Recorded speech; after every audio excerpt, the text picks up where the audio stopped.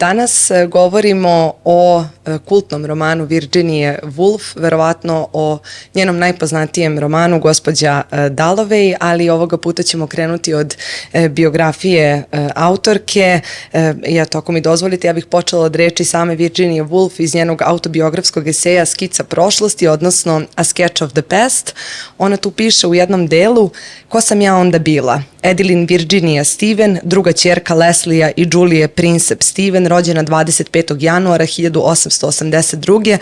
Potekla od mnogih ljudi, nekih slavnih, nekih obskurnih, rođena među mnogim rođacima, rođena od nebogatih roditelja, ali dobrostojećih roditelja, rođena u vrlo komunikativnom, obrazovanom, spisateljskom, punom poseta razgovetnom svetu kasnog 19. veka.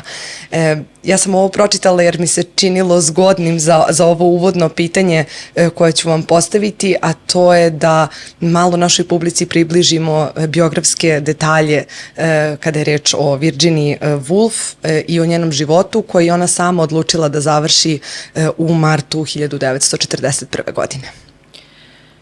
Pa evo, već ste iz tog eseja Sketch of the Past ili Skica prošlosti koji je objavljen posthumno pročitali neke osnovne stvari, znači kad je rođena i rekli ste kada je život završila. Zanimljivo je s jedne strane i to što se taj period njenog života skoro u potpunosti poklapa sa Joyceovim periodom, a to je autor s kojim Virginia Woolf često porede i to nije bez razloga.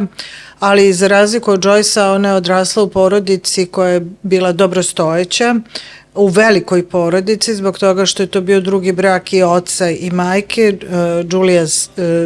Julia se udala za Leslija Stevena u trenutku kada je on imao već jednu kćerku, a ona je dovela dvojicu svojih sinova i ta je porodica bila prilično velika i o tome, u stvari o njihovom porodičnom životu govori osim skice prošlosti na jedan impresionistički način, ali onako analitičan takođe način i njen roman Ka svetioniku. Dakle, tu možemo da vidimo neke odnose i tu sliku oca za kog je ona rekla u jednom trenutku da on je preminuo 1904. godine, da on nije umro tada, ja se nikada ne bi bavila književnošću, jer je on u suštini predstavljao to jedno prošlo doba koje je viktorijansko doba i već samim onim čime se bavio. On je pisao taj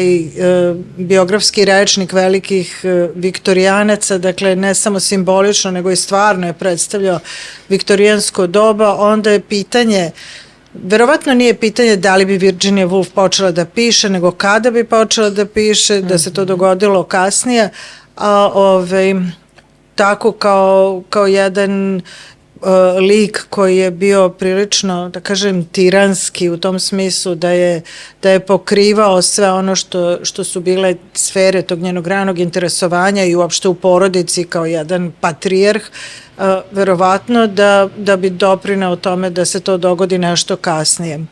Smrt njene majke je u stvari bio trenutak kada je ona prvi put imala taj outbreak te bolesti za koju se danas kaže da je to bio bipolarni poremećaj, što je to zaista bilo. Stvarno se o tome dosta debatuje.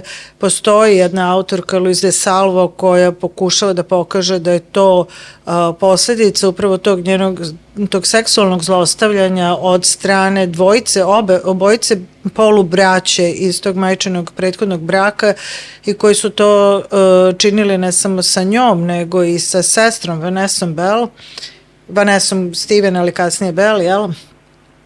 I da ona u stvari nije imala nikakav poremećaj poseban, nego da je to prosto bilo izazvano tom traumom iz mladosti. Ali o čemu je tu zaista reč ne znamo, sigurno znamo to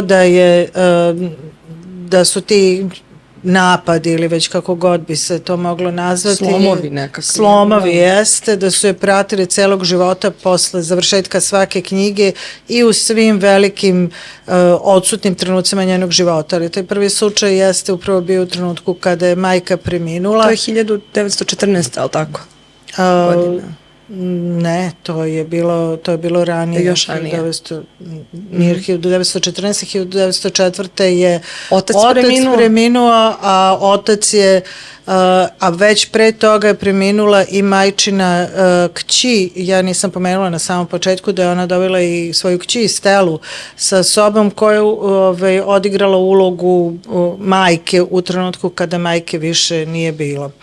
Tako da jedan i drugi su iz tih značajnih, poznatih porodica bili, ali taj trenutak kada je otac 1904. godine preminuo, u stvari jeste onaj moment kada se mladi Stevenovi odvajaju ne samo od tog sveta koji je otac predstavlja, nego i fizički od tog mesta gde su živeli, od tog mesta na kome su živeli, i odlaze u jedan kraj koji nije bio baš u tom trenutku na nekakvoj ceni, u Bloomsbury, ali su ga oni učinili slavnim, i to je sada, kad kažete Bloomsbury, u stvari mislite pre svega na tu slavnu grupu koju su tamo formirali.